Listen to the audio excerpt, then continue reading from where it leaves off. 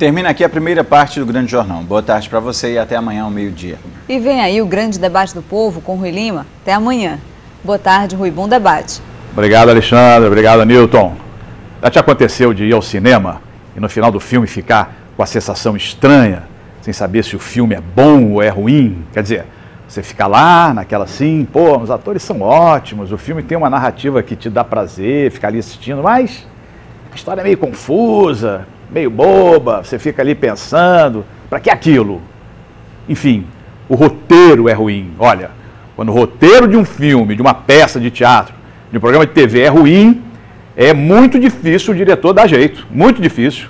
Mas roteiristas talentosos são uma raridade, há uma verdadeira crise mundial de roteiristas, tanto que os bons roteiristas hoje são pagos a preço de ouro. É verdade, valem muito dinheiro. O Grande Debate de hoje reúne um escritor de talento, um caçador de talentos, um comediante talentosíssimo e um crítico de talentos. Vai ser muito divertido.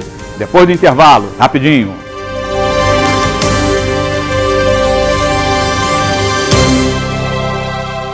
Grande Jornal. Apoio Cultural. BNB.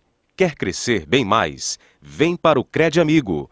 Unimed. Inovação para você viver melhor.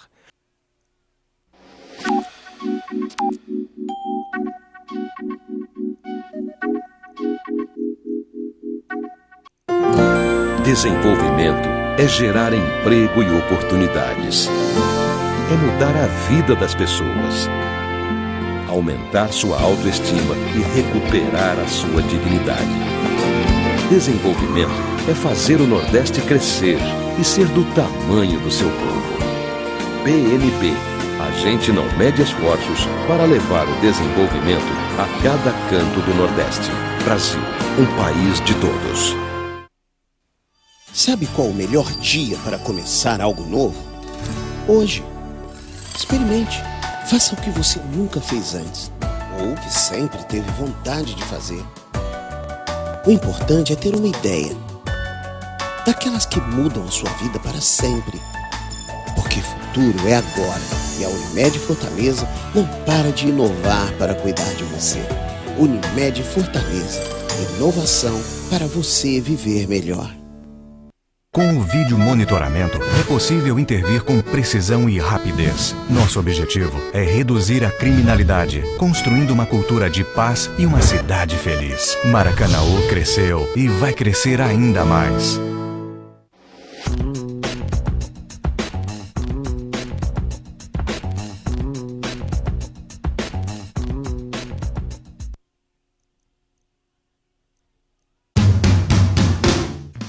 É a nossa casa. O fato nos alimenta. Informar é nosso pão. Experimentamos a história de cada dia, os textos e contextos de um povo. Esse povo que diverge, que se movimenta, converge e experimenta. Povo que conquista e produz mais caminhos. Nós somos o povo. Nós estamos no mundo. Estamos no papel, estamos na web, na tela, no ar, interagindo com milhões de pessoas,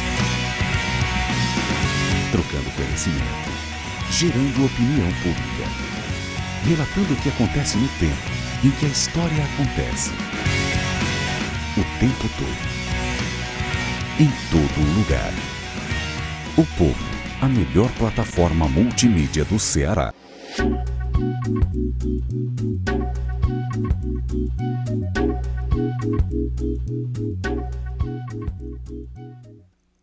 Grande Jornal. Apoio Cultural. BNB.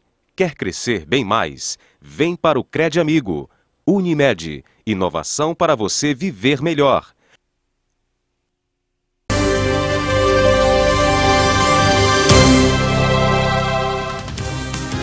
Tire a primeira pipoca. Quem nunca saiu do cinema com um monte de caraminholas na cabeça sobre o filme que acabou de assistir? Quem nunca saiu do cinema dizendo que gostou muito do filme, mas não sabe explicar exatamente por quê? É a fotografia que é bonita, os atores que são bons, os efeitos especiais, a trilha sonora, a direção, o texto, os diálogos. Textos e diálogos são fundamentais. Escrever para cinema, para teatro e para televisão requer um talento muito especial. O grande debate de hoje é uma conversa sobre talentos, cinema, teatro, televisão. Estão hoje conosco o crítico de cinema, professor de linguagem e crítica e editor do site Cinema em Cena, o mineiro Pablo Vilaça, o ator, músico e diretor do Teatro de Ópera Cabaré, José Sarubi. Nós estamos aguardando também a presença do jornalista e escritor Tarcísio Matos e do humorista Bené Barbosa. Os dois estavam vindo para cá, sofreram um pequeno acidente no caminho, furaram os pneus do carro e nós mandamos uma equipe de resgate para trazê-los para o estúdio para participar do programa, de modo que eles podem chegar a qualquer momento. Mas o espetáculo não pode parar, a gente continua para participar do debate. O telefone da produção é 3366-3770 e o endereço eletrônico enquete@tvopovo.com.br. A pergunta da enquete de hoje é a seguinte: você se considera uma pessoa talentosa? Você faz o maior sucesso com o seu talento? Ou você acha que é talentoso, mas o seu talento ainda não foi reconhecido? Ou você acha que não tem talento especial nenhum? Feijão com arroz, não sai dali. Mande sua resposta, mande sua pergunta, participe do programa. Ô Pablo, o mais importante quando a gente vai ao cinema não é estar preparado com pipoca, refrigerante, uma boa poltrona, ou você precisa ter outro tipo de bagagem para ter prazer durante a exibição do filme? Depende do seu objetivo como espectador, né? O espectador médio, aquele que simplesmente curte cinema, ele vai ao cinema buscando um escapismo, diversão, ele vai meio que para comprar uma emoção pré-fabricada, me faz rir, me faz chorar, me faz sentir medo e tal, e sai de lá satisfeito com o que viu. Eu particularmente, eu acredito que quando você pensa mais sobre o que você assistiu, você pode ter essas emoções pré-fabricadas, você pode rir, pode chorar, pode sentir medo, mas se você é capaz de processar e entender por que você teve aquela reação, aquele sentimento, eu acho mais gostoso ainda, você aproveita duplamente a experiência cinematográfica, visceralmente e racionalmente. Mas aí como é que você definiria o que é um bom filme? O bom filme não é aquele que te faz emocionar, que te faz chorar, te faz rir e te encanta, enfim. Tem uma frase que eu gosto muito que é: não basta você gostar do filme certo, você tem que gostar pelas razões certas. Eu acho isso muito interessante. Há filmes e filmes. Um exemplo que eu gosto de dar, por exemplo, às vezes você tem um drama, um romance ou qualquer coisa, e você vê o filme e você fica emocionado, e você ficou emocionado porque você se envolveu com os personagens, você se envolveu com a história conseguiu criar uma dinâmica com o espectador que ele se emociona naturalmente. Esse é um tipo de filme. O outro é aquele que ele não consegue fazer isso pelos personagens. Então o que ele faz? No momento chave do filme, ele coloca, por exemplo, uma trilha de violino. Aí você fica emocionado, fala, olha, eu fiquei emocionado. Você não está emocionado por causa da história, você está emocionado por causa da música. Por causa do violino. Aí eu acho que é maniqueísta, é falso. É um filme que, se ele não consegue envolver o espectador pelos méritos próprios, ele apela para o maniqueísmo barato. Aí eu acho que você pode até gostar, mas você está gostando pelas razões erradas. É isso que eu reclamo muitas vezes na televisão também, que a gente vê em alguns telejornais, você vê determinado tipo de reportagem que te faz emocionar, que te emociona quando você percebe, é pela música, né? Eu proíbo botar música em matéria aqui na televisão. Teve uma época que tinha uma emissora que colocava, em boa parte das suas matérias, eles colocavam uma trilha, um adágio que aparece no Platum. Você já reconhece, ó, a música do Platum. Você reconhece na mesma hora. É triste. Depois passaram a usar a trilha do Senhor dos Anéis para muito.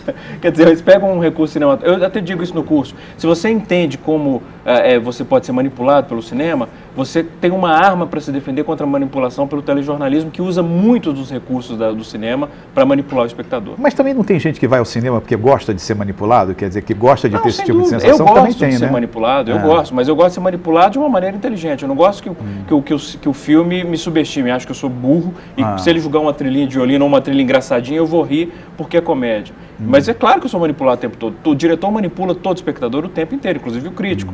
Mas eu quero ser manipulado de maneira inteligente. Você acha, então, pelo que você está dizendo, que se as pessoas tivessem a bagagem que você diz que é necessário ter para você usufruir melhor do cinema, Se todas as pessoas tivessem essa bagagem, não existiria mais novela no Brasil? Olha, eu não sei se não existiria novela, mas uma coisa eu garanto, as novelas teriam uma linguagem e uma inteligência muito mais sofisticada do que elas têm hoje, porque o público se torna exigente. Eu digo, inclusive, que a minha esperança, através do que eu escrevo, através do curso, em 50, talvez 60 anos, fazer uma pequena diferençazinha, se todo mundo passar a pensar cinema e o espectador se tornar mais exigente, os estúdios, as emissoras vão ser obrigadas a fazer produções mais inteligentes. Agora, tem aquele tipo de filme também, né, Saruba, que você vai assistir e que você sai de lá achando assim, não, tudo bem, nada, filme médio. Mas depois às vezes, 5 anos depois, você percebe que aquele filme de alguma forma te marcou. Sem que naquele momento que você assistiu o filme, ele tenha te marcado, te dado aquela resposta imediata. É verdade. Isso acontece também? Isso é comum acontecer? Sim, porque... Por que acontece isso? Porque eu acho que todo filme ele tem dois componentes em relação ao espectador, inclusive o crítico tem que analisar as duas coisas. Os componentes objetivos, que são a fotografia, a montagem, a atuação, a estrutura do roteiro, são coisas que dá para você quantificar ou avaliar de uma maneira um pouco mais objetiva. E eu tenho o componente subjetivo, quer dizer, um filme vai provocar em mim uma reação específica, nele e outra, em você e outra, porque você tem uma bagagem de vida, eu tenho uma, ele tem outra. Então, esse componente a gente não pode descartar. Às vezes, um exemplo que eu até gosto de dar muito, assim, eu perdi meu pai com 5 anos. Então, quando eu vejo Campo dos Sonhos, por exemplo, é um filme que mexe profundamente comigo. Por quê? Porque é a história de um cara que perdeu o pai criança e depois de adulto ele tem chance de reencontrar com o pai. A minha irmã tinha 1 ano quando meu pai morreu. Então, esse filme não mexe tanto com ela. Mas tem um filme chamado Minha Vida, que é a história de um cara que descobre que está com câncer e a esposa está grávida. Então, ele não vai conhecer o filho, que é o caso da minha irmã. Ela praticamente não conhecia meu pai. Então, esse filme mexe muito com ela. Por quê? Depende muito da experiência de cada um. Pela experiência de vida dela é minha. É um componente subjetivo forte. A gente não pode descartar isso, de forma nenhuma. Agora, nós, quando vamos assistir um filme, realmente nós nos transportamos, né, aquela história, vivemos junto com os atores aquela história. Eu acho isso muito interessante quando eu me identifico, eu sou uma pessoa fascinada pelo cinema e como ator eu me considero assim, muito mais um ator predisposto ao cinema do que mesmo ao teatro, né? Porque eu acho que o cinema ele conta, com pequenos gestos você diz muita coisa. E muitas vezes eu vou ao cinema e me transporto totalmente, quando o filme é bom, me transporto totalmente naquela história. Esse é que é o legal do cinema, né? Agora, Pablo, o crítico de cinema, ele não é sempre uma pessoa parcial, uma vez que quando ele escreve, ele na verdade coloca na crítica dele um gosto pessoal, uma preferência pessoal dele? Não, eu concordo que o crítico é parcial. Aliás, eu digo que o crítico tem que ser parcial. Você tem que ser imparcial até ver o filme. Ou seja, você não pode se deixar levar por nenhum nenhuma crítica. Nenhum elemento externo. Agora, depois que você viu o filme, você tem uma opinião sobre ele. Então, você tem que ser parcial e expressar a sua opinião. Eu acho que o bom crítico é aquele que consegue combinar as duas coisas. Ele consegue, no seu texto, explicar os componentes objetivos que o levaram a gostar ou não do filme, fotografia, montagem, figurino, direção de arte, atuação, estrutura do roteiro, etc. e tal, mas ele não pode ignorar o componente subjetivo. Assim, por exemplo, um filme que me ofendeu do ponto de vista moral. A minha moral é diferente da sua. Então, uma coisa que me ofendeu do ponto de vista moral pode não te ofender. Então, ao colocar esse elemento na crítica, eu dou para o espectador, para o leitor, a condição dele ler aquilo e entender, tudo bem, ele gostou do filme tecnicamente, mas a parte que ele não gostou por causa disso, mas eu vou gostar, porque eu discordo dele nesse sentido. Então, esse é o papel do crítico. Acho que tem um outro crítico chamado Roger Ebert, que ele tem uma frase que eu também gosto muito, ele diz: um homem vai ao cinema. O crítico de cinema tem que ter a humildade de reconhecer que ele é aquele homem. O que ele quer dizer com isso? Eu vou ao cinema ver uma comédia. Eu posso dizer que, tecnicamente, ela é horrível, detestei tecnicamente, mas eu ri.